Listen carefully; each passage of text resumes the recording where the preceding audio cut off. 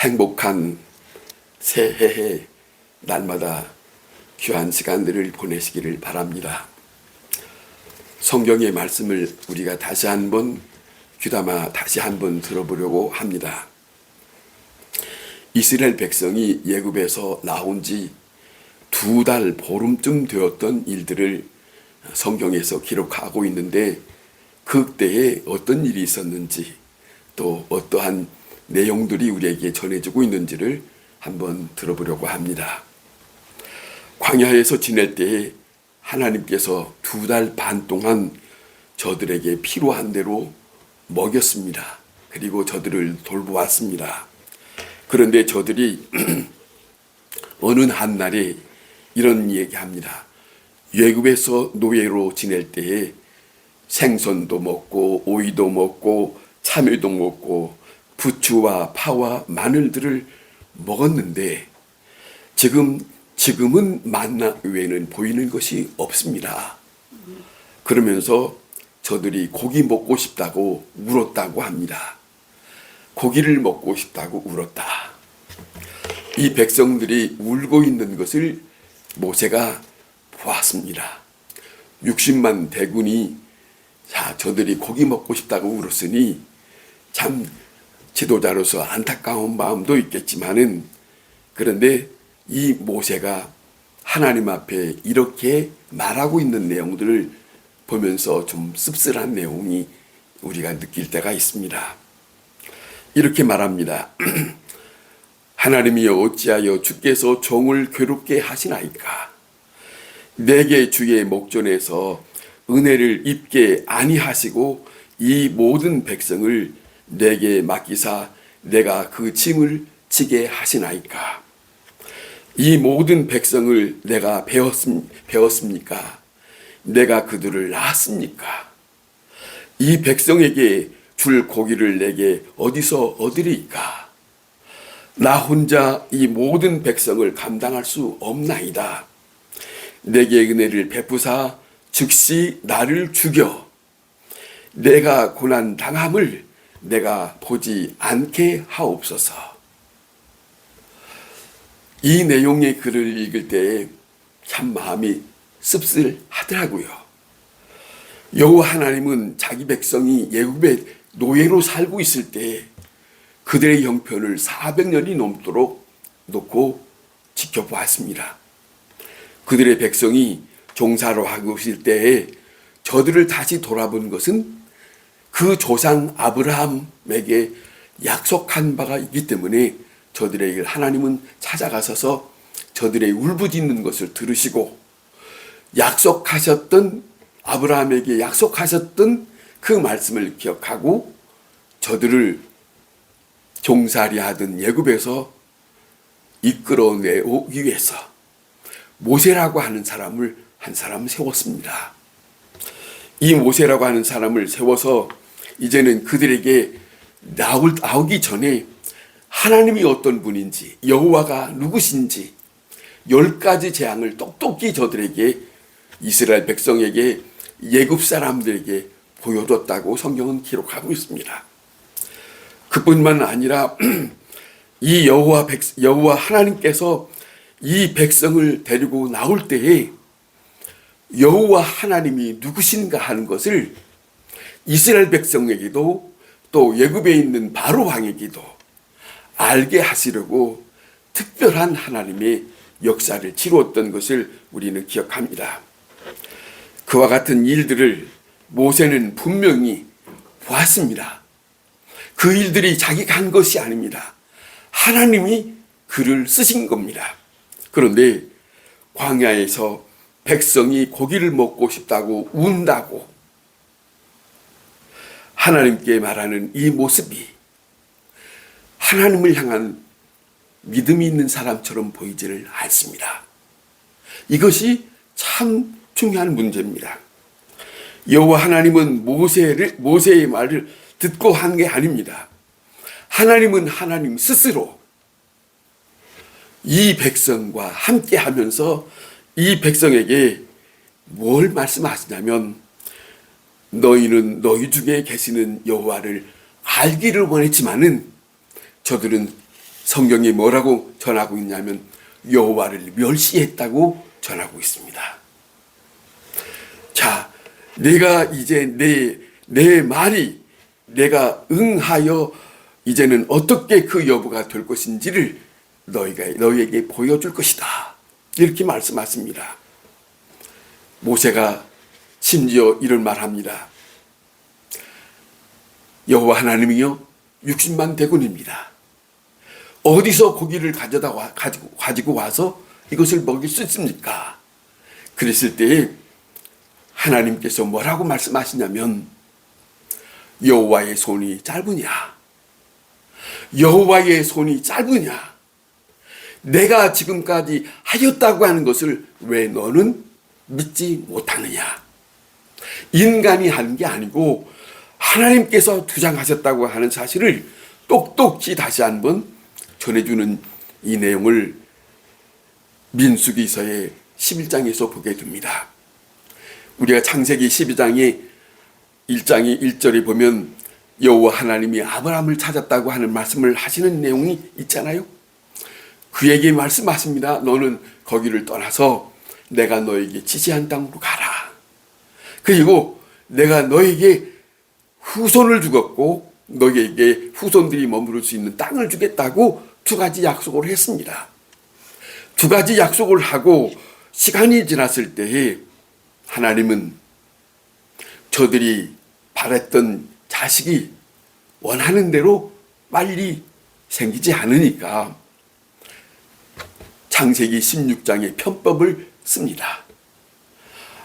그 아내 사라의 종 하갈을 통해서 이스마엘이라고 하는 아이를 낳습니다. 이 아이를 낳은 것이 86세인데 86세에 되어서 하나님은 아무 말씀하지 아니하시고 그 후 13년 됐을 때 아브라함 99세 때 하나님이 찾아오셔서 아브라함에게 묻습니다. 너는 나를 누구라고 생각하느냐? 너는 내가 어떤 자라고 생각하느냐고 묻습니다. 그러면서 하나님 말씀하십니다. 나는 전능자가 아니냐? 내 앞에 완전하라. 하나님의 백성에게, 하나님이 택한 사람에게 하나님 되심을, 하나님의 입장을 분명히 때때로 말씀해 주시는 것을 성경에서 우리는 듣습니다. 여러분, 예수님은 제자들과 함께 자리하고 있을 때에 오늘 이 본문의 내용 속에 세상 사람들이 나를 누구라 하냐고 묻습니다. 여러분, 오늘 예수님이 우리에게도 물을 수 있습니다. 네가 믿는 그분이 세상 사람들이 뭐라고 말하느냐라고 물을 수 있는 것과 같은 거예요. 그런데 그 물음뿐만 아니라 예수님은 제자들에게 말씀합니다. 너희가 나를 누구라고 하느냐? 묻습니다. 너희는 나를 누구라고 하느냐? 같이 먹고 자고 같이 모든 일들을 말씀을 전하고 이적을 행하는 모든 일을 다 보고 있는 너희들은 나를 누구라고 하느냐고 묻습니다. 저들에게 오늘 이 본문에 예수님은 말씀하시기를 엄청난 말씀합니다. 베드로의 고백을 두고 경고합니다. 나 다른 사람에게 말하지 마라. 그러면서 그 예수님이 자기 자신이 남은 생애에 어떤 입장으로 살아야 할 것을 말씀합니다. 거기에는 이를 말씀합니다. 너희가 나를 어떻게 생각하든지 나는 이 세상에서 고난을 받고 그 다음에 사람들에게 버림바가 되고 십자가에 죽어서 부활할 것이다. 그렇게 말씀하세요. 그분이 예수 그리스도시요 그분이 인자라고 표현하고 있습니다. 그분을 인자라고 표현하면서 제자들에게 묻는 거 아닙니까? 너희는 나를 누구라고 생각하고 나를 따르며 나를 믿는다고 말하느냐? 이걸 오늘 현실도 우리에게 묻는 하나님의 음성입니다. 예수님은 여기에서 이를 말씀합니다. 누가는 이런 내용을 적고 싶었던 것 같아요. 예수님이 말씀하셨던 너희가 나를 누구라고 하느냐 하는 그 물음 속에 그 물음만 듣고 끝나는 것이 아니고 이러고 싶었던 것 같아요.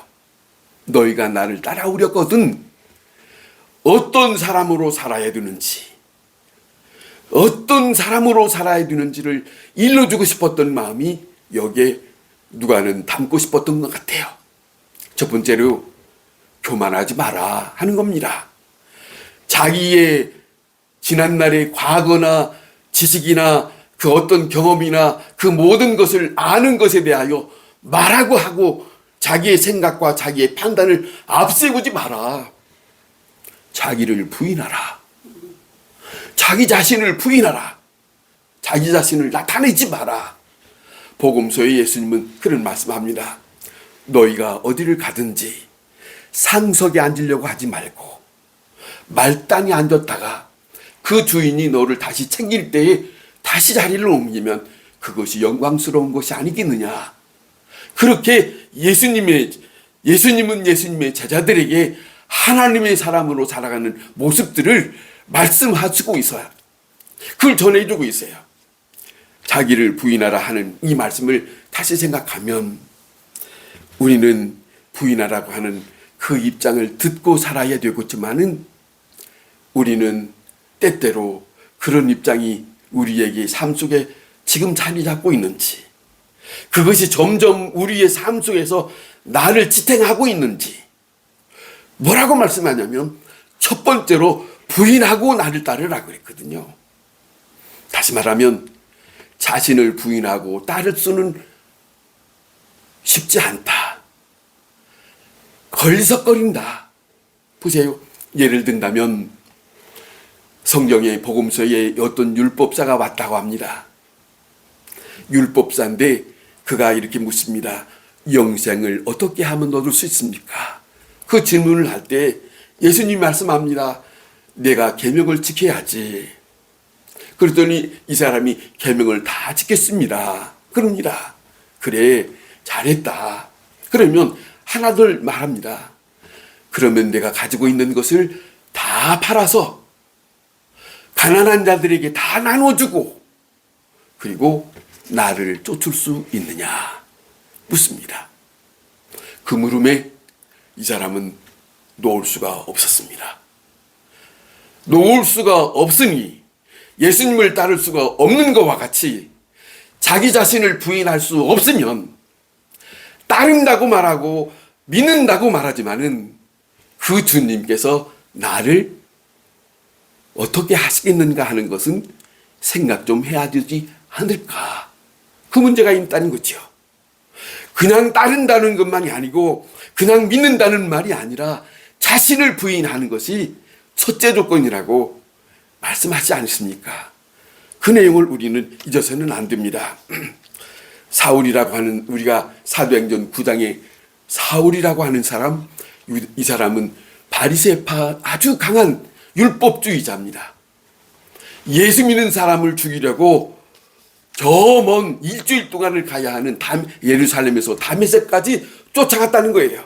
살리려고 쫓아가는 게 아니라 사람을 죽이려고 쫓아갔다는 이 사람을, 그의 가는 길을 주님은 멈추시게 하시고 그에게 그의 이름을 부릅니다. 사울아 사울아고 부를 때에 그 사울이 주여 당신이 누구십니까? 라고 묻습니다. 누구냐고 묻을 때에 예수님은 그렇게 말씀하지 않습니까? 내가 핍박하는 나 예수다.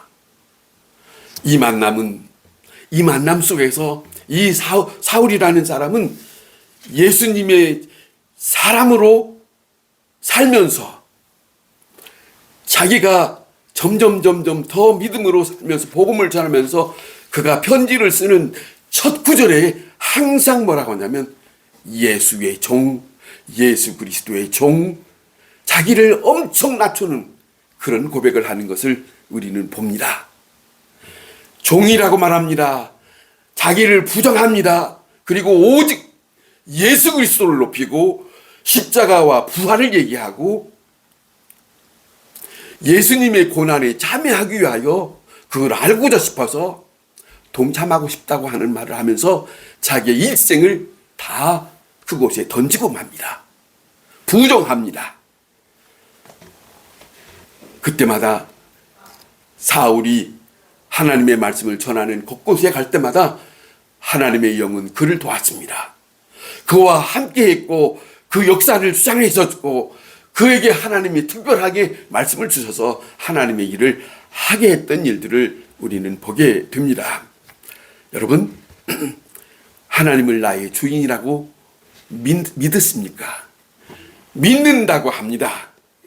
그런데 예수님은 자기를 부인하고 자기 십자가를 지고 나를 따르라라고 분명하게 말씀하시는 그 말씀을 우리는 다시 한번 주의 음성을 들어야 하겠습니다.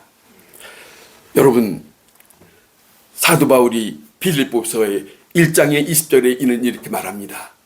살든지 죽든지 내 몸에서 그리스도의 존귀하게 살아갈 것이다. 주님만을 존귀케 하고 자기는 죽든지 살든지 사느냐 죽느냐 이 생각 안 했습니다. 사는 것도 죽는 것도 내가 어떤 형편이 있든지 그 생각을 저버리고 오직 그의 마음의 중심은 그리스도였다.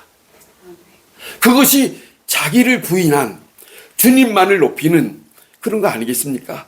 나는 없고 주님만은 있는 거예요. 내게 사는 것이 그리스도니 그리스도에게 죽는 것도 유익하다. 자, 보세요. 내가 사는 것이 그리스도니 그리스도를 위하여 한다는 거예요. 나를 위해서 사는 게 아니고 그리스도를 위해서 사는 것이라고 말합니다. 오늘 이 본문에 예수님이 그런 말씀합니다. 누구든지 자기를 구원하고자 한다면 죽을 것이요, 잃을 것이요. 자기를 주님을 위하여 이르면 구원을 얻을 거다. 바울은 예수님의 친제자가 아닙니다. 예수님은 친제자 아닌 사람으로서 이렇게 철저하게 친제자처럼 친제자 못지않게 죽든지 살든지 내가 사는 것은 그리스도니 죽는 것도 유익하다. 자, 이런 고백이 오늘 많은 그리스도인들에게 정말로 귀한 믿음의 유익한 말씀을 우리에게 전해주고 있습니다. 여러분, 나 자신을 부인해야 그리스도께서 나타나는 거예요. 그리스도께서 나타나기 위해서는 나를 부정하고 주님을 바라보고 주님이 나를 주관하시옵소서. 나는 할 수 없으나 여호와 하나님은 하실 수 있다고 하는 그 고백이 오늘 예수 그리스도를 믿는 사람의 마음속에 중심에 있어야 한다. 그거 아닙니까? 나는 여호와 하나님께 붙들려 함께 있을 뿐이다. 우리는 시편 23편에 다윗이 고백한 내용들을 우리는 잘 알고 있습니다. 그가 첫 번째 고백하는 것이 여호와는 나의 목자시니 내게 부족함이 없습니다. 자기의 인생의 고백이 내게는 여호와가 다입니다. 내가 왕의 자리가 다가 아니고 내가 어쩐 자리가 다가 아니고 나는 어느 때든지 여호와로 나는 충분합니다. 부족함이 없습니다. 이 내용 속에, 이 마음 속에는 자기 자신이 교만합니까? 자기 자신을 부정하는 거예요. 나는 낮아지고 하나님만 생각하는 거 아닙니까? 그런 일들이 성경에서 우리에게 수없이 말씀하시고 다시 한번 부정되지 못한 부분에서 다시 일어나라고, 다시 생각하라고 그 말씀을 하시는 거 아니겠습니까? 주님 앞에 어떤 원망과 불평, 여러분, 하나님이 내 여호와시고 내 하나님이 되신다면 바울이 말했던 것처럼 내가 지금 어떤 처지에 있든지 굶든지 정말로 죽든지 상관없이 내 형편에 어떤 처지에 있든지 상관하지 아니하고 원망과 불평을 자제하는 것이에요. 그것이 하나님의 사람이라는 것을, 자, 왜 마태복음 산상수 6장에 예수님은 그런 말씀합니다. 하루의 삶으로 족하라. 그리고 그 나라와 그 의를 구하라. 자, 우리의 믿음은 분명합니다. 이 세상의 그 어떤 것을 누리기를 바라는 그것보다는 예수님은 우리에게 분명하게 말씀합니다. 너희가 생각할 것은 다른 게 아니라 예수 하나님으로부터 오는 모든 것을, 그 안에 비추어지는 것을 얻으라. 그 안에 비추어지는 모든 보배를 안고 살아라. 그 속에서 들려지는 말씀을 안고 살아라. 이것이 오늘 그리스도인들이 들어야 할 하나님께서 원하시는 말씀이지 않느냐 하는 말씀이죠. 사람으로서는 할 수 없으나 하나님으로서는 다 하실 수 있다고 예수님은 마태복음 19장에 이런 말씀을 하셨어요.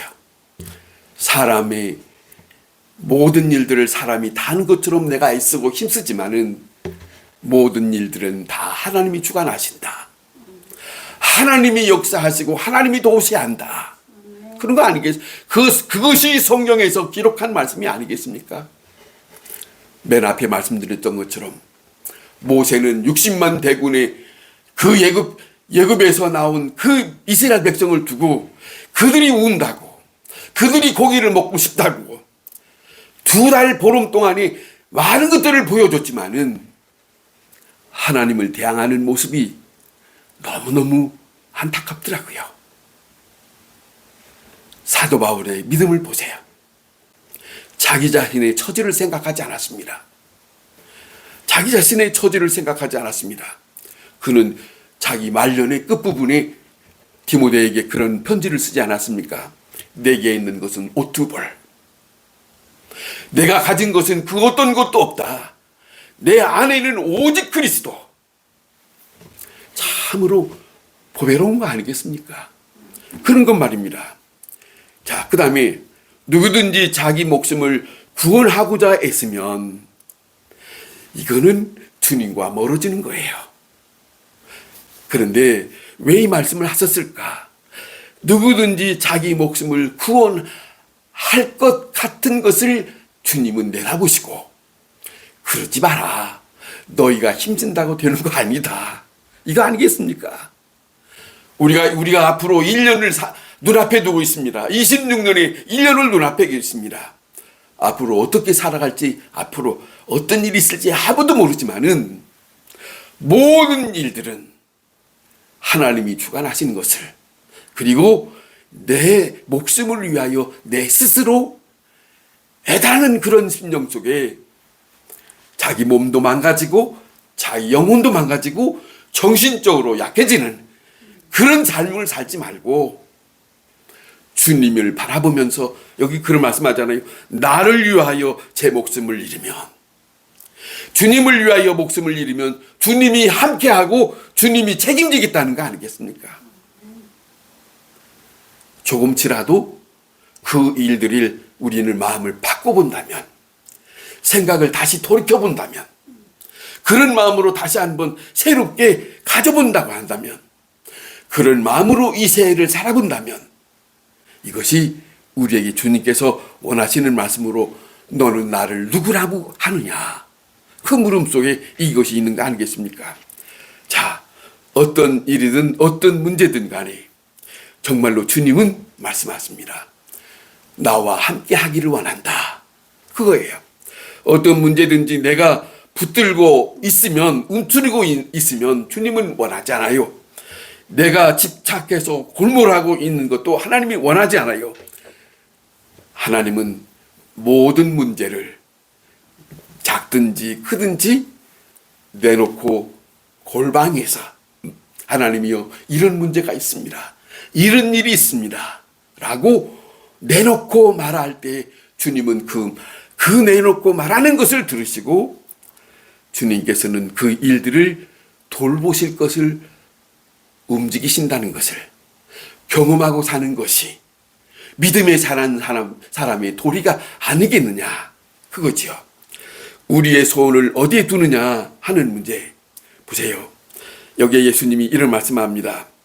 사람이 만일 온 천하를 얻고도 자기에게서 자기를 잃든지 빼앗기든지 하면 무슨 유익이냐. 온 천하를 얻기를 사람들의 욕망이지요. 이것도 해보고 싶고 저것도 해보고 싶고 그걸 욕망이지만은, 그런데 하나님을 믿는 사람에 속한 사람, 하나님의 말씀은 하나님 앞에 붙들려 하나님의 소속이 도는 사람으로 살아. 소속으로 사는 사람이 달라. 이 세상에서 사는 사람들의 방법으로 쫓아가지 말고, 그것이 아니라 온 천하를 얻고 싶은 것이 사람의 다 욕망이에요. 이것도 해보고 싶고 저것도 해보고 싶지만은, 저는 얼마 전에 미국에 자녀, 큰아들이 있고 딸이 둘이 있고 막내 아들이 있는 그 자녀가 LA에 사는데 이런 동영상을 봤습니다. 어렸을 때부터 4년 법대를 나오는 것보다는 고등학교를 졸업하고 빨리 법 쪽으로 나갈 수 없나 해서 찾아봤대요. 찾아보고 이 아이에게 야, 이런 일이 이런 코스가 있단다, 이렇게 공부하면 어떠냐라고 얘기를 해줬더니 이 큰 아들이 받아들이고 검사가 됐습니다. 그 나이가 17. 어린 나이예요. 이 일을 여동생이 봤습니다. 여동생이 보고 그 오빠가 한 대로 오빠의 나이보다도 더 어린 나이로 검사가 됐습니다. 셋째 아이가 오빠, 언니가 하던 그것을 밟아서 아빠도 말하고, 자, 오빠와 언니가 말하는 그 일들을 들어보면서 이 아이는 그 위에 형제보다도 더 어린 나이에 검사가 되었다고 합니다. 제가 이 말씀을 드리려고 하는 게 아니고, 그 아버지가 하는 말입니다. 이 모든 일들을 하나님께 물었습니다. 이러더라고요. 하나님께 물으면서 이렇게 했습니다. 그 말을 고백하는 걸 들었습니다. 자, 내가 어떻게 어디서 살아가고 어떤 일을 해야 되는 건지 이 세상에 살면서 우리가 하지만은, 하나님께 묻는 자의 삶과 묻지 않고 하는 일과는 그거는 같은 거 아니죠. 그런 모습이에요. 자, 사도 바울은 말합니다. 표대를 향하여 그리스도 예수 안에서 하나님이 위에서 부르시는 부름의 상을 위하여 달려가노라. 우리의 목적은 바울이 말한 것처럼 표대를 향한데, 그리스도 예수 안에서 하나님이 위에서 부르신 부르심의 상을 우리는 놓고, 하나님은 놓고 우리를 기다리신다. 그 상을 바라보면서 살아가는 것이 그리스도인의 모습이다. 주께서 말씀하시는 제자들에게 원하시는 뜻이다. 이거 아니겠습니까? 우리의 믿음의 삶을 다시 한번 돌이켜보면서 오늘 다시 한번 하나님의 음성을 듣기를 바랍니다. 예수 그리스도께서 제자들에게 물음을 다시 들어보세요. 너희는 나를 누구라 하느냐? 우리는 그리스도 예수를 누구라고 고백하고 있습니까? 뿐만 아니라 그 앞에 나는 그분을 어떤 분이라고 생각하고 살아가고 있는가? 그분의 삶 속에 나는 어떤 응답을 하고 살고 있는가?